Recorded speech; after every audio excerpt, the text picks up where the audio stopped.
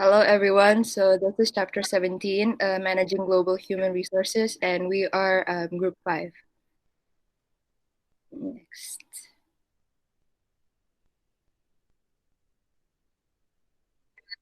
Okay, so the first thing that we will discuss is the Manager's Global Challenge, and these are the table of contents of what we will discuss next. Next. Okay. So, Manager's Global Challenge. The challenging thing about managing globally is that what works in one country may not work in another. The employer faces an array of political, social, legal, and cultural differences among countries and people abroad. Employers rely on international human resource management to deal with global HR challenges like these. Next. So, um, international human resource management. This is the human resource management concepts and techniques employers use to manage the human resource challenges of their international operations. It generally focuses on three main topics. The first one is managing human resources in global companies, like, for example, selecting, training, and compensating employees who work abroad. Second is managing expatriate employees, which are employees who employer sends abroad. And third is comparing human resource management practices in different countries. Next. Okay, the second thing that we will discuss is adapting HR activities to inter-country difference. Next. So these are the critical inter-country differences that influence international HR practices.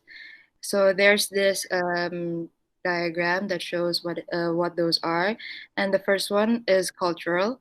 So Hofstede says societies differ in five values, which he calls power distance, individualism, masculinity, uncertainty avoidance, and long-term orientation.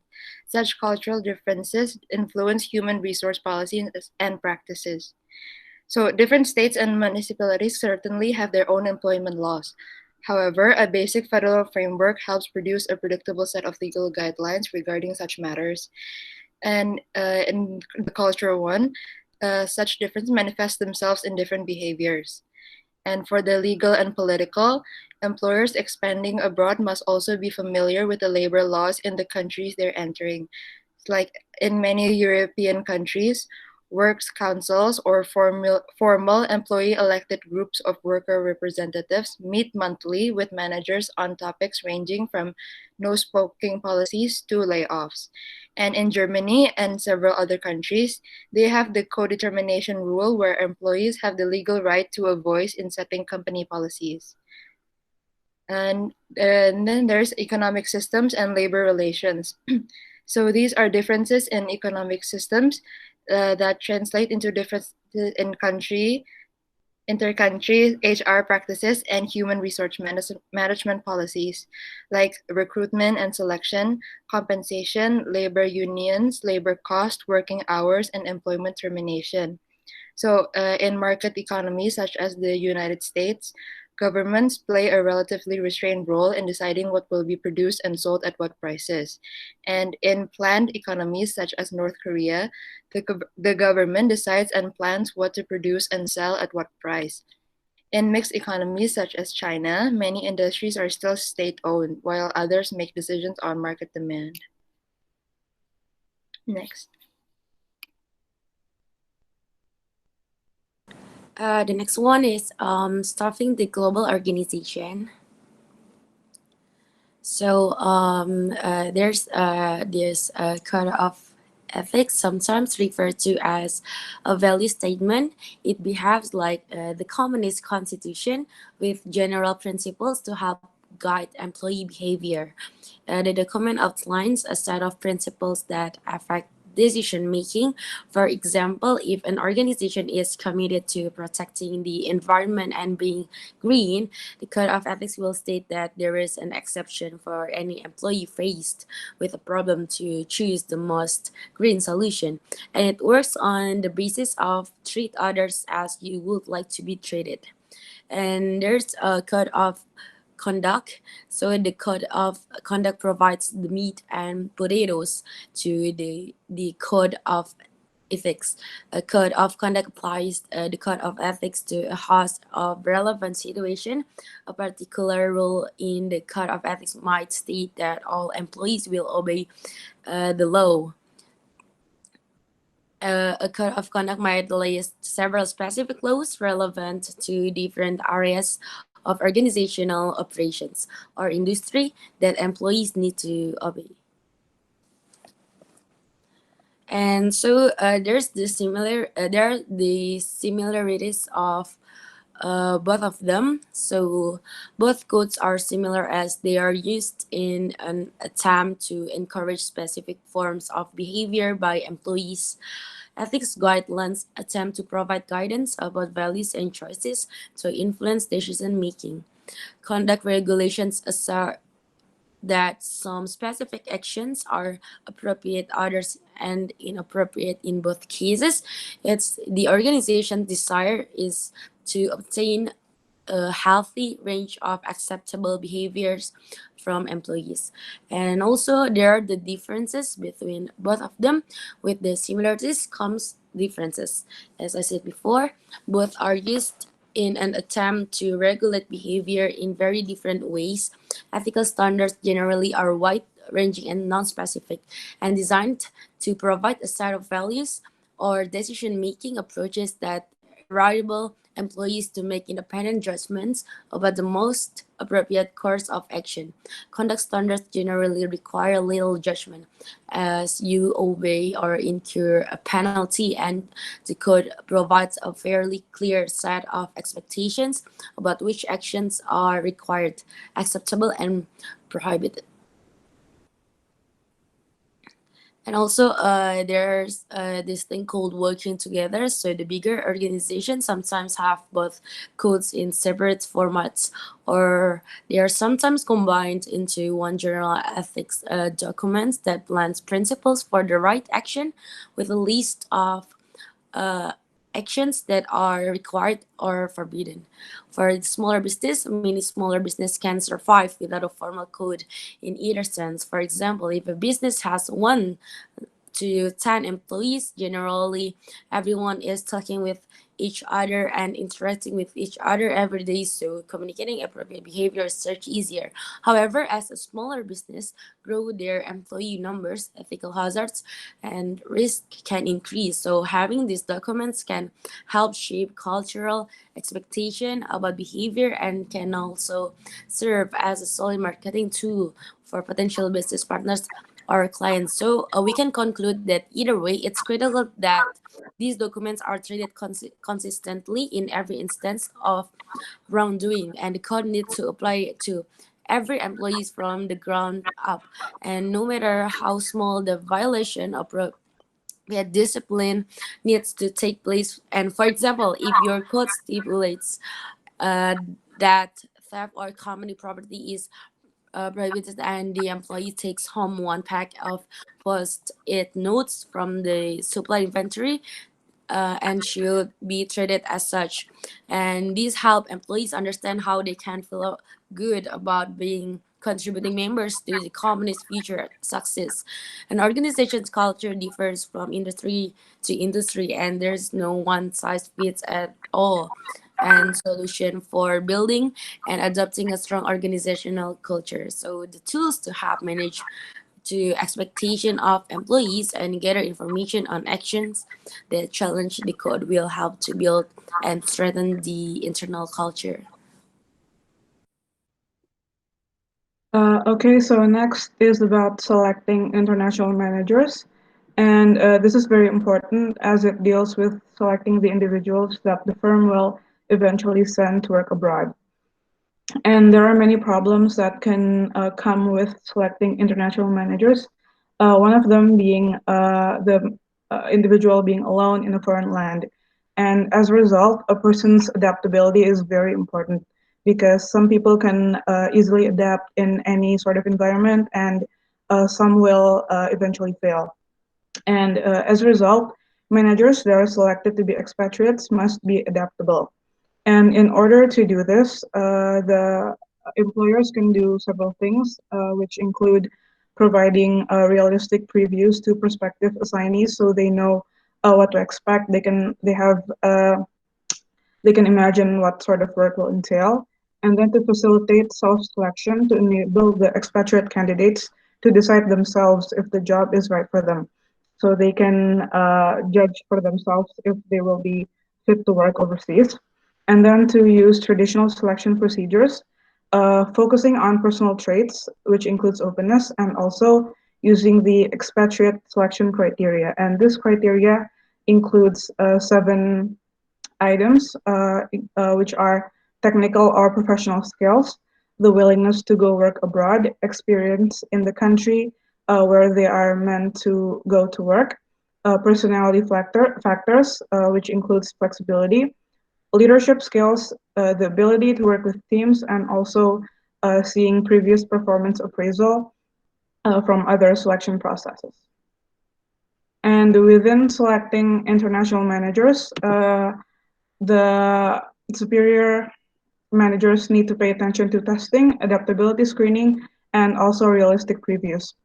So within testing, we have what is called the Overseas Assignment Inventory, which is uh, an assessment tool used to measure whether an employee is fit to work overseas or not. And this tool measures 9 attributes and 6 context factors, which are crucial for successful adaptation to another culture, which includes assessment and selection of candidates, development of chosen expatriates, self-assessment, and also building candidate pools. And often from testing, we can see that successful expatriate employees tend to be extroverted, agreeable, and emotionally stable. And besides that, intentions are also quite important because expatriates who are satisfied with their jobs abroad are more likely to adapt to the foreign assignment. So it reduces the possibility of them wanting to go home. And then there is the adaptability screening, and this is done by assessing the assignee and also their spouse's probable success in handling the foreign transfer. And within adaptability screening, they should also alert issues that might involve with the move, which could include impact to their children or to the rest of their families. And employers should also look for candidates whose experience and skills have already demonstrated the ability for living and working with different cultures. And the final thing, which is realistic previews. So the managers or whoever is assigning employees to work abroad needs to tell them about the problems that country is facing and the cultural beliefs, which are also important. This is critical to be spelled out ahead of time so the employee would not uh, have any uncomfortable surprises when they are working abroad. And then, much like any other HR topic, we also have diversity problems. And in this case, it is about sending women abroad. So we know that statistically, 50% of middle management talent in the United States are indeed female, but only less than 20% of them are being sent to work abroad. This is because generally people assume that women do not want to work abroad or are reluctant to move their spouses and their families. Whereas the actual fact is that women do want international assignments. And safety issues among women and men are virtually the same. So that should not be a problem concerning women not wanting to work abroad. And even in harsher cultures where women are treated differently or they are culturally behave differently, even though that could be a problem, once they recognize that the female employees can do the job, the problem becomes virtually non-existent. And although this is still a problem, there are some solutions that we can do to reduce it. The first one is to formalize a process for identifying employees who are willing to work abroad. So instead of just assuming who or what type of employee might be willing to work abroad and only offering those jobs to them. And the second one is to train managers to understand how employees really feel about going abroad. Again, also to eliminate assumptions. And the third one is to enlist successful female expatriates to help recruit further prospective female expatriates to work in the future. And then, as I've mentioned before, there are lots of problems in working abroad, and those problems can lead to early expatriate returns or them resigning from the project early so they can go home. And in order to avoid this problem, the firm can do one of three things. The first one is to systematize the expatriate management process. This is done by having expatriate policies cover the compensation and travel costs. They should also include procedures that requires the manager responsible for each expatriate's cost to obtain all chain of command approvals from even higher and more senior management positions. The second one is to test and select people with necessary traits and adaptability based on the aforementioned traits and experiences that is fit with individuals who need to work abroad. And the third one is to consider the expatriate's family situation. So most often the problem that causes expatriates to return early is because of their family or familial pressures, which include the inability of the spouse to adjust, the manager's inability to adjust themselves, and other various family problems.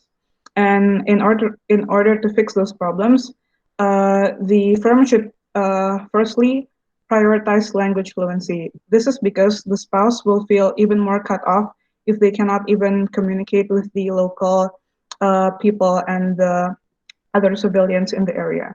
And the second one is preschool age children. So it has been found that it is easier for the family to endure transition if their children are still of young preschool age instead of maybe older kids who are in their preteens. And this is because a young child will have dependency with their parents, and as a result, the spouse will retain that part of their social identity by caring for their child. And the third one is they should prioritize a strong bond of closeness between the spouse and the expatriate partner because this will provide continuing emotional support that many spouses find lacking when they are living abroad following their partners. Okay, moving on to training and maintaining employees abroad. Next. Okay, so the first thing that I'm going to explain is about orienting and training employees on international assignment. So before you send them to the host countries, you have to make sure that they know the basic of the country and the culture, and you have to ensure that they also have global mindset. This is to prevent them from being ethnocentrist. And then you can also have ongoing training like rotating assignment, which can help managers form bonds with colleagues around the world, and classroom programs. Like, for example, you offer educational opportunities like earning MBA. And then the second one is about performance appraisal of international managers. And there are several tips for this, like adapt the performance criteria to local job and situation, weight the evaluation more toward on-site managers appraisal than home-site managers. And lastly, it is to ask the former expatriate from the same overseas location for advice. Next. Okay, the third one is about compensating managers abroad. There are several approaches that you can use, but one of the most the one that is most commonly used is balance sheet approach.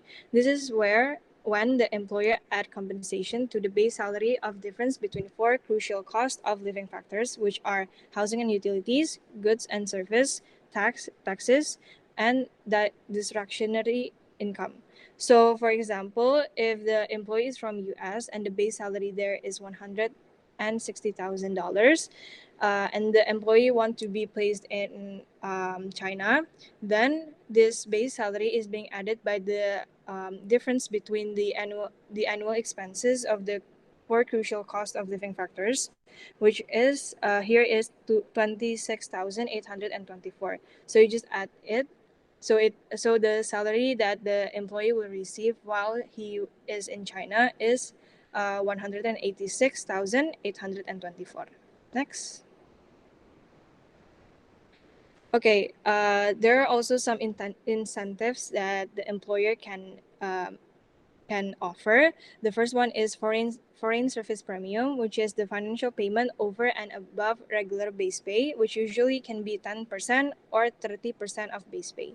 The next one is hardship allowance, which is when The employers compensate expatriates for exceptionally hard living and working condition at certain locations. So, for example, it can be like in war zone, so they make higher payment.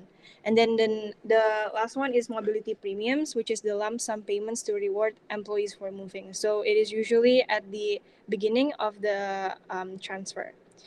The next one is on how to compensate managers abroad. So the first one is to set strategy, which you have to set the objective of the payment. And then the next one is to identify crucial executive behaviors, which is how the behaviors you expect from the achiever. And then the third one is to have global philosophy framework on how the payment will get the achiever to do the expected behavior. And then the fourth one is to identify gaps, like is there any change required, or the payment is already good enough. And then the fifth one is to systemize the pay system by making consistent job requirement and performance expectation for similar job worldwide. And lastly, it is to adapt pay policies and review when needed. Next. Okay, so the fourth one is the union relationship abroad. This is to see whether there are some unions in that country that can prohibit your business or can affect the employee that you want to send to the country. And then the next one is terrorism, safety, and global HR is when you make protective measures, like for example, you make evacuation plan, intelligence service for monitoring potential terrorist threats abroad. And you can also offer them kidnapping and ransom or K&R insurance to ensure they are safe from the terrorism. Lastly is repatriation, which is when the expatriates are being sent home. Based on data, 40 to 60% of employees quit within 3 years of returning home. This is usually because they feel like they don't belong anymore, or they just feel disconnected with those from home, so they just feel distant from their colleagues. So there are 3 repatriation programs that can be used. The first one is to meet the expat and their family with psychologists before they are being sent to the host country. So this can ensure them know how to adapt and stay in touch with those back home. And then the second one is to make them stay in touch with the home office, so they don't feel so they still have a sense of belonging with those in home office. And then the last one is to provide formal repatriation service, like making their next career move when they go back and put the person in contact with supervisors back home. This is to ensure they are on track when they return home, uh, to avoid the quitting action when they return home. Next.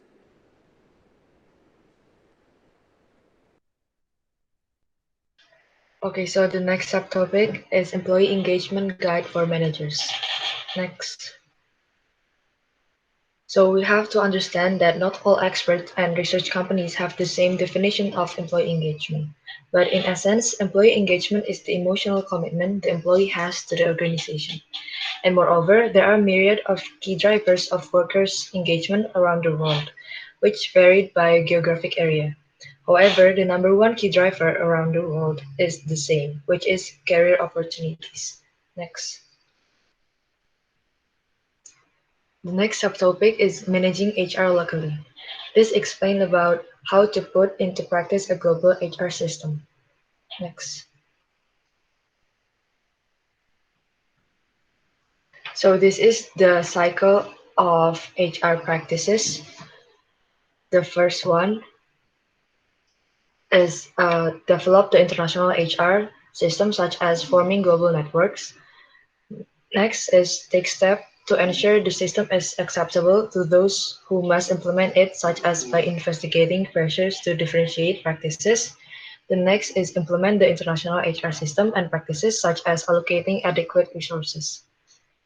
And this will be explained further in the next slide. Next. So the first is developing a more effective global HR system. There are two practices in developing global HR.